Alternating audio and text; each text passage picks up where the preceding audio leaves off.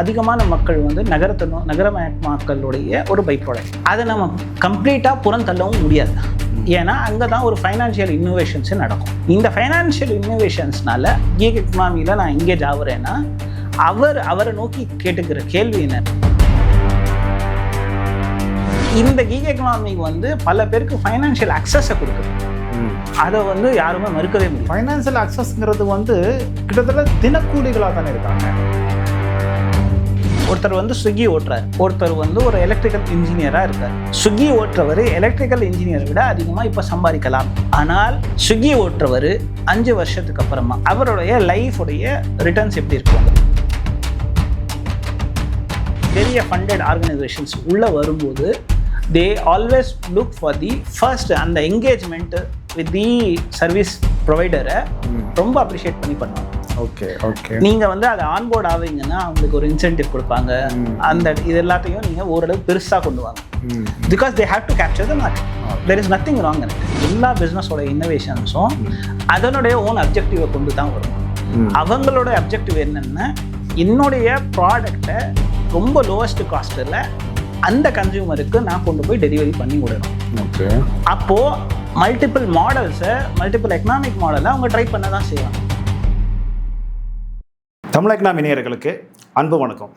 இன்றைக்கி வீடியோவில் நம்ம ரொம்ப முக்கியமான, ரொம்ப சென்சிட்டிவான ஒரு விஷயத்தை அட்ரஸ் பண்ண போகிறோம். ஒரு நபர் வேலைன்னு ஆரம்பிக்கும் போது அவருடைய அந்த இனிஷியலான அவருடைய தேவை என்னவாக இருக்கும் அப்படின்னா, தனக்கு இருக்கக்கூடிய பொருளாதார சிக்கல்களை சரி செய்கிறது, ஒரு பொருளாதார தன்னிறைவு அடைகிறது அப்படின்னு இருக்கும். அந்த பொருளாதார தன்னிறைவு அப்படின்னு நோக்கி நம்ம பயணம் பண்ணும்போது அதில் நிறைய சேலஞ்சஸ்லாம் வரும். ஒரு 10 வருடமோ 15 வருடமோ அல்லது 20-25 வருஷத்துலையாவது நமக்கு அந்த செஞ்ச வேலையில் ஏதோ ஒரு இடத்துல ஒரு மேம்பாடு இருக்கும். ஆனால் இங்கே பெருவாரியான மக்கள் செய்யக்கூடிய ஒரு தொழில் இருக்குது. அந்த தொழிலில் அவங்களுக்கு எந்த விதமான இம்ப்ரூவ்மெண்ட்டுமே இருக்கவே இருக்காது, இருப்பதற்கான சாத்தியக்கூறுகளே இல்லை. அப்படிங்கிற மாதிரியான ஒரு விஷயம் நம்ம கண்களுக்கு லைட்டாக புலப்பட ஆரம்பிக்குது. இந்த சிக்கலை தான் இன்றைக்கி தமிழ் எக்கனாமி சேனல் அட்ரஸ் பண்ண போகுது. இதை பற்றி பேசுகிறதுக்காக ரைஃபோவுடைய ஃபவுண்டர் திரு அத்திக் அகமது அவர்கள் வந்திருக்காரு. இவர் ஒரு ஐஐடி கரக்பூருடைய அலுமினியம் கூட உங்களுக்கு எல்லாம் தெரியும். ஸோ இன்றைக்கி இந்த சிக்கலை பற்றி ரொம்ப விரிவாக பேசலாம். வணக்கம் சார். வணக்கம் சார். நல்லா இருக்கீங்களா? ரொம்ப நல்லா இருக்கேன். ஸோ நான் இன்ட்ரோவில் சொன்ன மாதிரியே ஒரு மனிதன் வேலைக்கு போகிறான் அப்படின்னா அவனுக்கான தேவை ஒரு காலகட்டத்துக்கும் மாறுபட்டுக்கிட்டே இருக்கும். அப்போது இது எல்லாத்துக்கும் அடிப்படையாக வேலையிலேருந்து வரக்கூடிய வருமானம், அந்த வருமானத்துலேருந்து ஒரு சேமிப்பு, அந்த சேமிப்புலேருந்து ஒரு முதலீடு, அந்த முதலீடுலேருந்து ஒரு ரிட்டர்ன் வரணும். அப்படியே அவன் அடுத்த கட்டத்துக்கு நகர்ந்து போய்கிட்டே இருக்கணும். அதற்கு அந்த வேலையில் ஒரு நிரந்தரமான வருமானம், நம்ம ஊரில் நடுத்தர குடும்பங்கள் எப்போவுமே சொல்லுவாங்க, நிரந்தரமான வருமானத்துக்கான வழியை ஏற்படுத்திக்கோ அப்படின்னு சொல்லிட்டே இருப்பாங்க. அந்த நிரந்தரமான வருமானம் இந்த கிக் ஒர்க்கர்ஸ் அப்படின்னு சொல்லக்கூடிய பைக் டாக்ஸி ஓட்டுறவங்களுக்கு, இந்த ஃபுட் டெலிவரி ஆப்ஸில் போகிறவங்களுக்கு, இந்த கொரியர் டெலிவரி பண்ணுறவங்களுக்கு எல்லாம் இருக்கவே இருக்காதோ அப்படிங்கிற பெரும் அச்சம் நம்ம தமிழ் எக்கனாமி சார்பாக நம்ம இந்த சமூகத்தில் எடுத்து வைக்கிறோம். இந்த அச்சத்தை வெளிப்படுத்துகிறோம். இதுக்கு பின்னாடி இருக்கக்கூடிய சிக்கல்கள் நீங்கள் என்ன சொல்கிறாங்க? கிக் ஒர்க்கை 2 வகையாக நம்ம கனெக்ட் பண்ணி பார்க்கணும். எக்கனாமிக்கலாக நம்ம பார்க்கும்போது அதிகமான மக்கள் வந்து நகரமயமாக்கலுடைய ஒரு பை ப்ராடக்ட். ஓகே, அதே மாதிரி நகரமயமாக்கல் ஆகும்போது பல பிஸ்னஸ் மாடல்ஸ் வந்து இவால்வ் ஆகும். ஓகே, அந்த பிஸ்னஸ் மாடல்ஸ் இவால்வ் ஆகும்போது அந்த பிஸ்னஸ் மாடல்ஸில் இருக்கிற காஸ்ட் அண்ட் பெனிஃபிட்ஸ் அனாலிசிஸை நம்ம எப்போவுமே பார்த்துட்ருக்கோம். அதை நம்ம கம்ப்ளீட்டாக புறந்தள்ளவும் முடியாது. ஏன்னா அங்கே தான் ஒரு ஃபைனான்ஷியல் இன்னோவேஷன்ஸு நடக்கும். ஆனால் ஒரு பிஸ்னஸ் வைஸாக பார்க்கும்போது, இப்போ உதாரணத்துக்கு இந்த கீக் எக்கனாமி இல்லைன்னுலாம் இல்லை, முதல்லையும் இருந்தது. ஆனால் அது ஒரு ஃப்ரேம் ஒர்க் ரெகுலேஷன்ஸ்குள்ளே இருக்குது. ஆனால் ஒரு எக்ஸாம்பிள் சொல்லிட்டேன். இல்லை, முதல்ல இருந்தது எல்லாமே வந்து ரொம்ப குறைவான நபர்கள் அது ஈடுபட்டு இல்லை சார், அப்படி இல்லை. முதல்ல இருந்ததும் அதிகமான நபர்கள் தான் யூஸ் பண்ணிட்டு இருந்தாங்க. ஒரு எக்ஸாம்பிள் சொல்லுங்க. ஒரு எக்ஸாம்பிள் வந்து எல்ஐசி ஏஜென்ட், இன்சூரன்ஸ் ஏஜென்ட். ஆனால் எல்ஐசி இன்சூரன்ஸ் ஏஜென்ட் முழு நேர வேலையா செய்யலையே. முழு நேரம் இல்லை, அதனால ஒரு பிரச்சனை இல்லை. ஏன்னா அதை நம்பி முழுமையாக அதை நம்பி இல்லை. அதே தான் இதுவும் கிட்டத்தட்ட சிமிலர். ஓகே, ஆனால் இன்னைக்கு முழுசாக வந்துட்டாங்களே. அதில் இங்கே வந்து ஏன்னா ஒரு டேக்கான கால், ஒரு டேவுக்கான ரெக்குயர்மெண்ட் எவ்வளோ இருக்கோ அதை பொறுத்து தான் வருது. இதுக்கு வந்து 2 விஷயங்கள் நம்ம பார்க்கணும். ஒன்று புற காரணி, ஒன்று வந்து நம்ம வந்து ஒரு பிஸ்னஸ், இப்போ உதாரணத்துக்கு நீங்கள் சொல்கிற எல்லா ஸ்டார்ட் அப்ஸும் ஓரளவுக்கு ஃபண்டு கொண்டு வந்திருப்பாங்க. அந்த ஃபண்டு கொண்டு அதை கொண்டு எல்லாரையும் எம்ப்ளாய் பண்ணி அவங்க இந்த விஷயங்களை செய்யணும் இன்னும் முயற்சி பண்ணாங்கன்னா கண்டிப்பாக இப்போவே அவங்க லாஸ்ட்டில் தான் இருக்காங்கங்கிறது அவங்களோட பிஸ்னஸ் புக்ஸில் தெரியும். ஓகே, இப்படி அவங்க எல்லாரையும் எம்ப்ளாய் பண்ணாங்கன்னா இந்த பிஸ்னஸ் எக்கனாமிக்ஸே வயபிளாகவே ஆகாது. அதனால ஒரு பிஸ்னஸாக மாடலில் என்ன கொண்டு வர்றாங்கன்னா, okay you will be a performative பார்ட்னர்ஷிப்னு சொல்லி கொண்டு வரும். இதை வந்து நம்ம சரியா தப்பாங்கிற டிஸ்கஷன்ஸு பாலிசி லெவலில் அவங்க எடுத்துக்குவாங்க. இது வந்து ஒரு ஃபைனான்ஷியல் இன்னோவேஷன்ஸ். இந்த ஃபைனான்ஷியல் இன்னோவேஷன்ஸ்னால கீக் எக்கனாமியில் நான் எங்கேஜ் ஆகுறேன்னா அவரை நோக்கி கேட்டுக்கிற கேள்வி என்னென்னா, நான் இதில் இன்வால்வ் ஆகுறதுனால எனக்கு எக்கனாமிக்கலாக ரிட்டன்ஷன் ஆகுதுன்னா அது கம்பவுண்டிங்காக எனக்கு எஃபெக்ட் கொடுக்குமா? ஒரு வருஷம் 2 வருஷம் 3 வருஷம் நான் வேலை செஞ்சிட்ட அப்புறமா இதுலேருந்து ஏதாவது ஒரு கற்றல் வந்து என்னோட எலிவேஷன் வந்திருக்கா, அந்த எலிவேஷன்ஸ் எனக்கு ஃபியூச்சரில் பெனிஃபிட் ஆகுங்கிற கேள்விக்கான பதில் இல்லை. அந்த பதிலை ஒவ்வொருத்தரும் தன்னை நோக்கி கேட்டுக்கும் போது இது கரெக்டாக ரெஸ்பெக்டிவாக இது ஆர்கனைஸ்டாக போகும். ஓகே, ஒன்று. இன்னொன்று வந்து இந்த கீக் எக்கனாமிக் வந்து பல பேருக்கு ஃபைனான்ஷியல் அக்சஸை கொடுக்குது. அதை வந்து யாருமே மறுக்கவே முடியும். ஃபைனான்சியல் அக்சஸ்ங்கிறது வந்து கிட்டத்தட்ட தினக்கூலிகளாக தானே இருக்காங்க. இன்னைக்கு காலையில் வண்டி எடுத்து நான் இந்த வேலையை செஞ்சேன் அப்படின்னா ஓரளவுக்கு இவ்வளவு சம்பாதிக்க முடியும் அப்படிங்கிற ஒரு எதிர்பார்ப்போடு அன்னைக்கு நாளை துவங்குறாங்க. ஓரளவுக்கு சில பேர் அதிகமாகவும் சில பேர் ஓரளவுக்கு அச்சீவ் பண்ணியும் அந்த நாளை முடிக்கிறாங்க. ஆனால் அந்த தொகை அப்படிங்கிறது, அந்த வருமானம் அப்படிங்கிறது வந்து அடுத்த நாளுக்கான உத்தரவாதத்தை எங்கேயுமே ஏற்படுத்தலையே. அப்போ இது வந்து ஒரு பெரிய ஒரு கேள்விக்குறியான ஒரு அபாயகரமான தொழிலாக தானே இருக்குது. அதுக்காக தான் நம்ம சொல்கிற பாட்காஸ்ட்டில் எல்லாத்துலேயும் நம்ம திருப்பி எப்போ பார்த்தாலும் மேனுஃபேக்சரிங்கை பற்றி பேசுவோம். எப்போவுமே ஒரு ஃபோக்கஸ்டான செக்டார்ஸை பற்றி பேசுவோம். அதுக்கு காரணம் இன்னும் இன்டைரக்டான டைரக்டான காரணம் என்னென்னா அது எம்ப்ளாய்மெண்ட்டை என்ஹான்ஸ் பண்ணும். ஓகே, இப்போ ஒருத்தருக்கு கிவன் சாய்ஸ், ஒருத்தர் வந்து ஸ்விக்கி ஓட்டுறாரு, கிவன் சாய்ஸ். ஒருத்தர் வந்து ஒரு எலக்ட்ரிக்கல் இன்ஜினியராக இருக்கார்.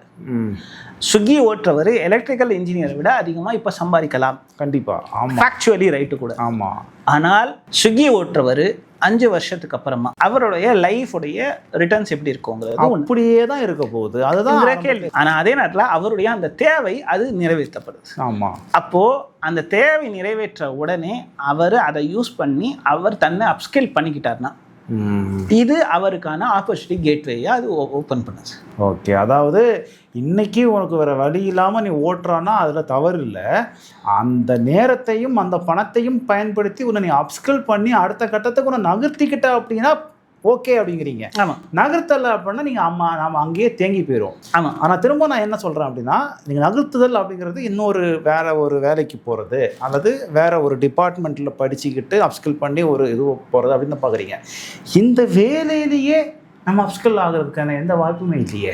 உதாரணத்துக்கு எல்லா பிஸ்னஸோட இன்னோவேஷன்ஸும் அதனுடைய ஓன் அப்ஜெக்டிவை கொண்டு தான் வரும்.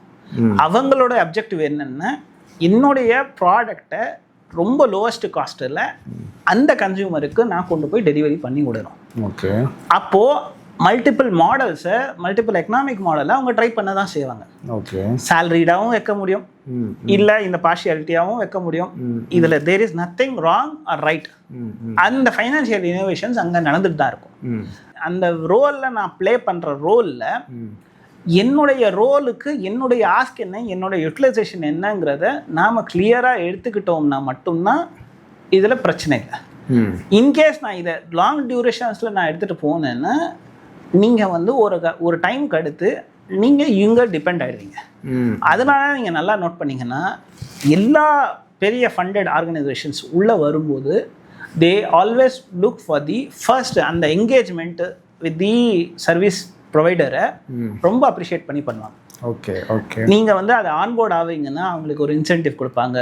அந்த இது எல்லாத்தையும் நீங்கள் ஓரளவுக்கு பெருசாக கொண்டு வாங்க. Because they have to capture the market. There is nothing wrong in it. இது எல்லாமே பிஸ்னஸ் ஒரு பிஸ்னஸாக இருந்தால் அவங்க ட்ரை பண்ண தான் செய்வாங்க. அப்போ தான் அவங்களுடைய சர்வீஸ் வெண்டார்ஸ் எவ்வளோ பேர் இருக்காங்களோ, சர்வீஸ் பார்ட்னர்ஸ் எவ்வளோ பேர் இருக்காங்களோ அதை பொறுத்து தான் அவங்க பிஸ்னஸ் எக்ஸ்பேன்ஷன் பண்ண போகிறாங்க. இந்த பிஸ்னஸ் மாடல் இப்படி இவால்வ் ஆக தான் செய்யும். ஆனால் இந்த பிஸ்னஸ் மாடலில் நான் பார்ட்டிசிபேட் பண்ணும்போது என்னுடைய ஸ்கோப் என்ன, என்னுடைய எக்ஸிட் எங்கே, இந்த கிளாரிட்டி ஒவ்வொரு இண்டிவிஜுவலுக்கும் வரணுங்கிறது அவங்களோட ஓன் டெசிஷன்ஸ். அதை இல்லாததை நீங்கள் யாரையும் வச்சு ப்ளேம் பண்ணக்கூடாது. ப்ளேம் பண்ணுறதுல ப்ராப்ளம் இல்லை. ப்ளேம் பண்ணும்போது என்ன நடக்கும்னா அங்கே இன்னோவேஷன்ஸை நீங்கள் கர்ப் பண்ணுறீங்க. ஒன்று, நீங்கள் அங்கே இந்த மாடலே இல்லாமல் இருந்துச்சுன்னா உங்களுக்கு எம்ப்ளாய்மெண்ட் ரொம்ப அன்எம்ப்ளாய்மெண்ட்டு அதிகமாக இருக்கிறதுக்கான பாசிபிலிட்டி இருக்குது. ஸோ இந்த அந்த அன்எம்ப்ளாய்மெண்ட்டை டச் பண்ணதால் நான் இன்னொரு விஷயத்தையும் இதில் குறிப்பிட விரும்புகிறேன். இப்போ அன்எம்ப்ளாய்மெண்ட் அப்படிங்கிறது வந்து ஒரு கவர்மெண்ட்டோட ரொம்ப ஒரு பெரிய ஃபால். அதை ஈக்குவல் பண்ணுறதுக்கு நம்ம இதை வச்சு நம்ம பேசிட முடியாது முதல்ல. ஏன்னா எம்ப்ளாய்மெண்ட் அப்படிங்கிறத வந்து என்ஃபோர்ஸ்மெண்ட் தான். அது வந்து ஒரு ஒரு அடுத்த கட்டத்துக்கு மனுஷனை நகர்த்தி எடுத்துகிட்டு போகணும். ஓகேவா? ஒரு 20லேருந்து 30 வயது வரைக்கும் இருக்க ஒரு நபருக்கு வேலை அப்படிங்கிறது வெறும் பணம் சார்ந்தது. ஆனால் ஒரு 30 வயதில் கல்யாணம் ஆகி அவங்களுக்கு ஒரு குடும்பம் ஆகுது அப்படிங்கிறப்ப பொறுப்புகள் அதிகமாகும் போது அந்த வேலை அப்படிங்கிறது வெறும் பணம் சார்ந்தது மட்டும் இல்லை. அதை தாண்டி அதில் நிறைய விஷயங்கள் இருக்குது. தன்னை நிலைநிறுத்திக்க வேண்டிய, தன் குடும்பத்தோடு தன்னை நிலைநிறுத்திக்க வேண்டிய அவசியம் இருக்கும்போது இந்த மாதிரி கிக் ஒர்க்கர்ஸுக்கு இந்த வேலை அது எந்த காலத்துலையும் கை கொடுக்காது. அப்படிங்கிறப்போ இதை ஒரு வேலையாகவே நம்ம கன்சிடர் பண்ண முடியாது.